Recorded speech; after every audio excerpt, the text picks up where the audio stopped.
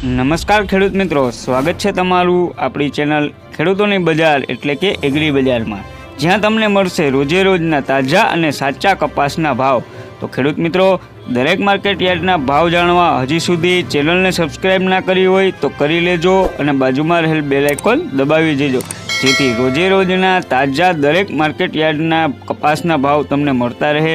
તો ખેડૂત મિત્રો, જાણીએ આજના તાજા કપાસ।